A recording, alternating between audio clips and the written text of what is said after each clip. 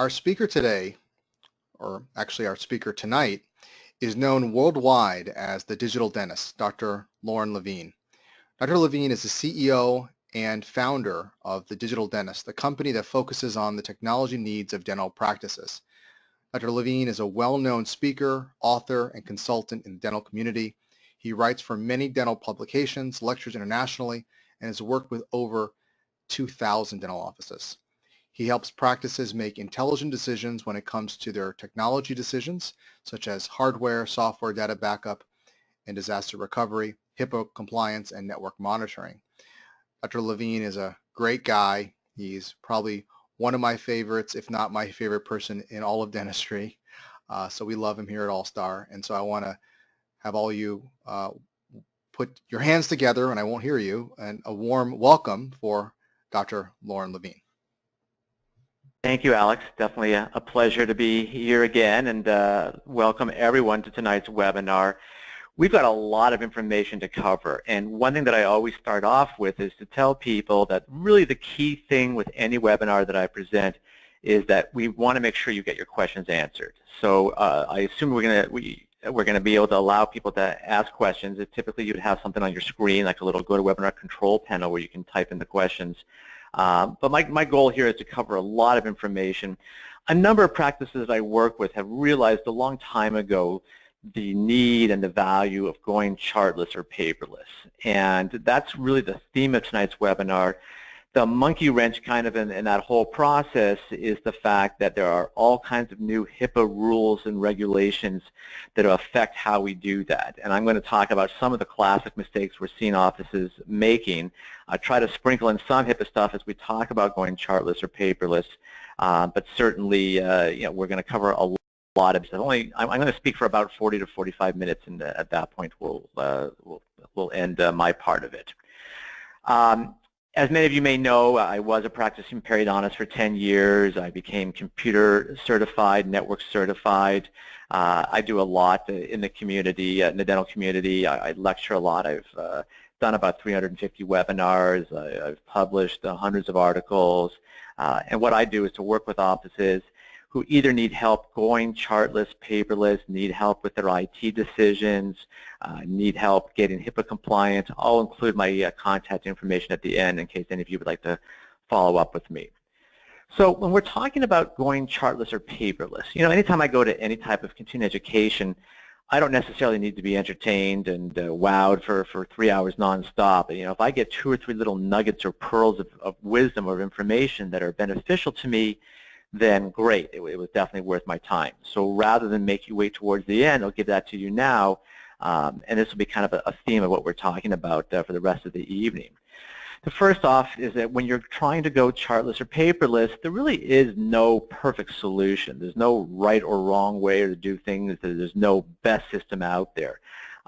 There's really what's best for your individual practice, and that really depends on a lot of factors, on your budget, on your staff, on their willingness to participate in the process, on your technical know-how. So there's a lot of factors that go into what's the right decision. Any good consultant, that's really their job, is to not push you into one direction, but to figure out where your needs are, where your comfort level is, and help guide you. That's what I do, and there's other IT consultants out there that I'm sure have a similar philosophy.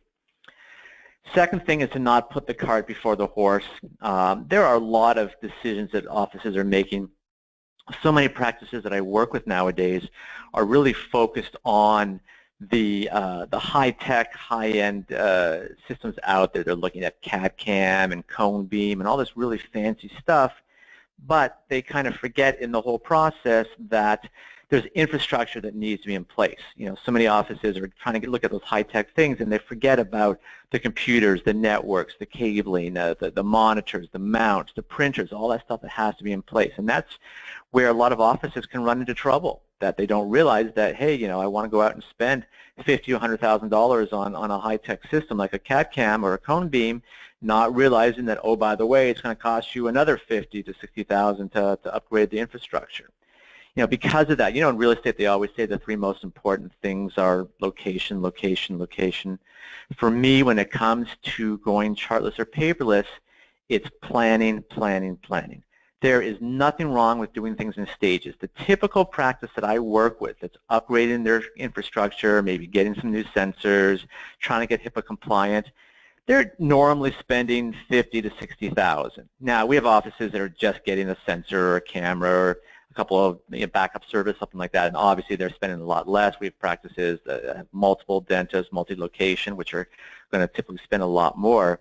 Because of that $50,000, $60,000 investment, though, a lot of practices realize we just can't do it all at once. And there's nothing wrong with that as long as you've got more or less a game plan or a treatment plan of how you're going to add that technology. You won't run into trouble. What is that game plan? And I think of all the slides I have here tonight, this is probably the most critical one. I've kind of distilled it down to a 6-step process. And I think you have to go through this in order. It doesn't mean you have to throw the baby out with the bathwater. For example, the first system is your practice management software. That's the most critical decision. That's the glue that holds everything together. All the third-party add-on programs, the hardware, the networking, all of that's going to be related to the practice management software. But if you have a practice management software that you're happy with and you don't feel a need to change it, then you probably don't have to change it. Most of the third-party programs can bridge to existing practice management software systems. So it doesn't mean that you have to throw things out. Now, obviously, if you're using an older system, a Unix-based or a DOS-based, there's still a few of you out there. It's probably time to consider a change, but if you're looking at systems like Open Dental and Curve and EagleSoft and Dentrix and PracticeWorks and SoftDent, they can all handle modern practice management software and certainly can help get you chartless. Once you have the practice management software in place, your more critical next decision is the image management, and it really kind of boils down to one of two decisions. Do you get the image module that's sold from the practice management software company, or do you go third party? And we'll talk about some of the pros and cons and some of the choices that are out there. Next decision is the operatory design. Where are you going to put the computers? What about the monitors? Are you going to do 2 monitors, 1 monitor, 3, 4? We've had offices that do 4. It really depends on personal preference. I said there's no right or wrong here. Keyboard and mouse location, all of this has to be ergonomically designed. Now that you've planned all that out, now it's time to think about putting that infrastructure in place. And is there a difference between the computers that go in the operatories versus the front desk versus the server? Absolutely. We'll touch on that briefly tonight. We obviously don't have a lot of time to go into that in great detail. The 5th step, and this is where, as I said, this is where a lot of dentists start, is the digital stuff, the intraoral cameras, the sensors, the CAD-CAM, the cone beam. But if you forget about those other 4 steps, that's where you tend to run into trouble. The final piece of the puzzle, and we're going to spend a little bit of time talking about that tonight, and this is all part of HIPAA as well, is making sure you protect the data and you have some type of backup and disaster recovery protocol. HIPAA is really clear on this, that you must have disaster recovery in place, you must test it, you must verify it, it must be encrypted. Again, we'll talk a little bit about that towards the end, but you've got to have all this stuff in place. So how do you choose a practice management software system? I mean, there's so many good choices out there. Back in '99, Gordon Christensen identified about 208 different systems out there. Today it's maybe closer to 20. There's been a ton of consolidation over the last number of years. PracticeWorks, which is now CareStream, and Shine have bought out a number of companies. Right now in this country, there's 3 major players, which is now called CareStream, that's SoftDent and PracticeWorks. There's EagleSoft, Dentrix. Those 3 make up about 70 to 75% of the market. We have more and more offices that we work with that are looking at Macs. I'm still not 100% sold on Macs as a viable option for dental offices, just because your options are limited. There's very few sensors, very few intraoral cameras. There's really no, maybe 1 digital pan that works with a Mac natively. And we've had people say, well, yeah, but I can run Parallels or VMware or Boot Camp and basically run Windows programs on it, which is true, but you kind of lost the whole purpose of the Mac. Why pay a premium for the hardware and an operating system that you're really not using? It's always been my belief that the software applications drive the hardware purchases. So if you're running PC applications, you really should consider a PC. Really, there's so many bells and whistles with these programs.